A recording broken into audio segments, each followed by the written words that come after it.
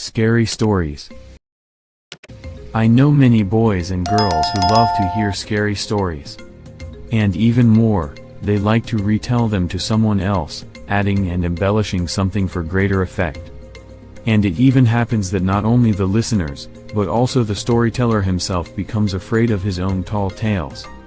And that same fear settles in the young heart and causes him a lot of trouble. I can even tell you one not scary, but rather a cautionary tale about a girl who most willingly spent her time listening to scary stories. The girl's name was Irina.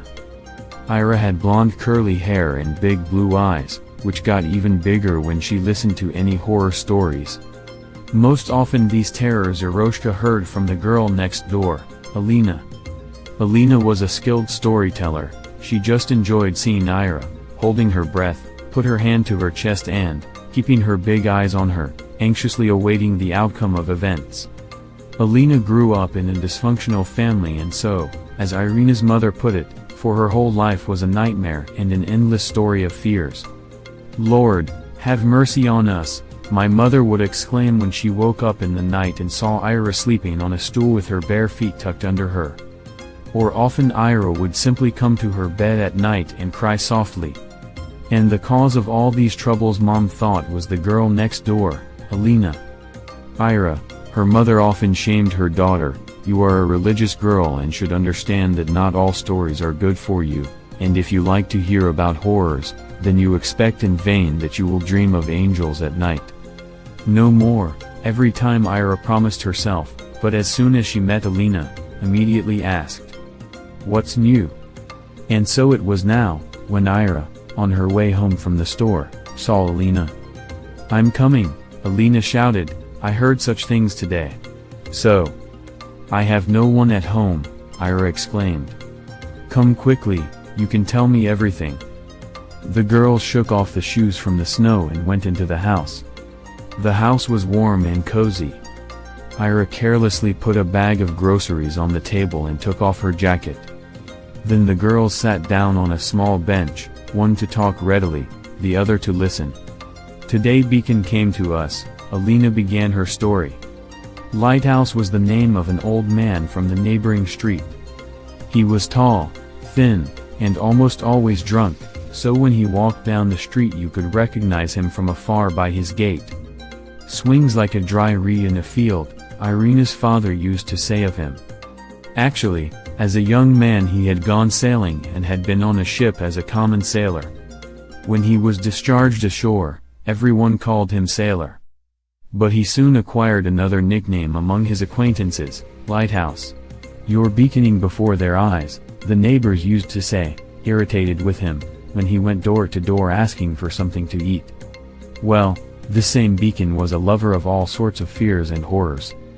And since he was a frequent guest of Alina's father, the girl overheard his stories of all kinds of adventures with great curiosity, and then looked for a convenient opportunity to retell them to Ira. Today, Alina thought, Beacon's story was especially exciting. She led her story in a mysterious whisper, diligently thickening the colors and all the time gesticulating with her hands. "And so it went on," she said, "and it grew darker and darker." Ira could feel her heart sinking in anticipation of something terrible. Her cheeks flared, her eyes grew large, and a slight shiver ran through her body.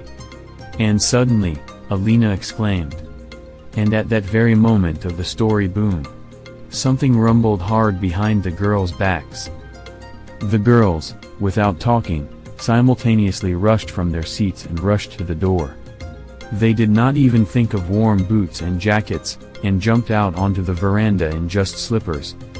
But it was scary to stay on the veranda, too. Slapping their slippers on the boardwalk, they dashed across the veranda like a whirlwind and out onto the street. "What? What was that?" Alina asked, looking at Ira anxiously. "I don't know," the girl whispered, gritting her teeth with fear and cold. They stood for some time, trying to give an explanation for what had happened. Alina immediately reasoned that Lighthouse was telling the truth when he talked about evil spirits and ghosts. Otherwise, who could have rattled the house like that?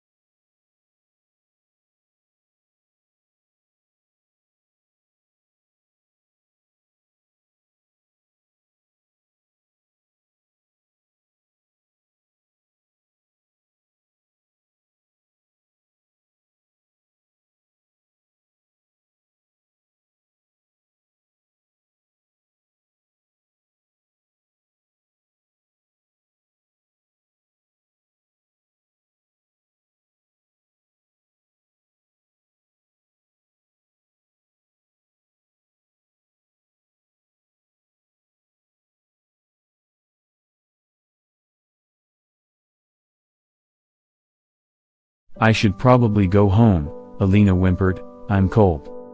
I'll come back for my jacket tonight, she said. I'll come back for my jacket tonight, she said, turning to Ira again. Ira sighed heavily, but did not dare go back inside. So she stood on the street in one dress, without a hat, and wondered what to do. She was afraid to go to Alina's house. She had never gone there, knowing Alina's father's bad temper, and the house could not be left unlocked. Ira, shivering, wandered to a small shed. Black coal and wood for the furnace were kept under the shed. There she hid herself from the wind. What could one think of when it was bitterly cold outside and one did not even have a warm scarf to cover oneself with? In those moments, Ira repented before God for her actions, praying that one of her parents would come as soon as possible. 40 minutes later, Ira heard the gate slam, and her mother appeared on the path to the house. "Mommy," Ira shouted with tears of joy and, running out of her hiding place, rushed to her mother. You can imagine how my mother assessed the condition of her daughter with her nose and ears white from the frost. Telling what happened and crying, Ira entered the house, cautiously following her mother. "What unreasonable children," sighed Mom and picked up a loaf of bread from the floor, which had fallen out of the very bag that Ira had carelessly put on the table. And the whole solution to the mysterious rumbling became clear. It happens that way. The next day Ira had a high fever, and her throat felt scratchy. It was unfortunate and frustrating that Ira had to spend the first day of vacation in bed. But the girl was even more upset when she learned that she would be spending the Christmas holiday at home. But there was nothing to do. Her temperature was dropping slowly, and her throat was so red and sore that it was hard to swallow. "Here, Mama put a Bible on the table by the bed. While we're gone, read it. Reading the Bible won't make you feel lonely." And she left. Everyone left. And Papa and Mama and both little brothers. They would be fine, because they had gone to the solemn service of Christmas. And Ira stayed behind. Alone. No, not alone, but alone with the Bible. Actually, Ira did not like to read, maybe that's why she liked to listen. Ira took the Bible in her hands, lifted herself up on the pillow, making herself comfortable, and opened it. Her eyes ran through the lines, and before she knew it she was reading deeply. Ira had no idea that the Bible contained so many great events and interesting stories. Ira read and read, she read the next day and the whole next week. The girl felt how her soul was being cleansed, filled with God's Word. And that Word was pleasant. And how much she learned. Ira was recovering, and soon she was allowed to go to school. Coming out of the house, the girl breathed in the fresh, frosty air. How nice it was outside. "Ira," Alina called out to her, waving her hand. "Hi." The girls always went to school together, although they studied in different classes. "Listen," Alina began, "what I'll tell you. Beacon came to see us yesterday." But Ira didn't even want to listen. She waved her hands. I don't want to hear. I suffered so much because of that lighthouse." The girl swiped her hand over her head.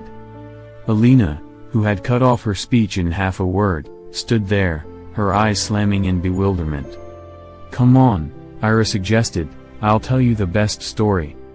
And while the girls were walking to school, Ira kept talking and talking. And her friend listened and listened, being afraid to interrupt her companion, and was very sorry that the way to school was so short. "Do you know, young friend, what the story was about?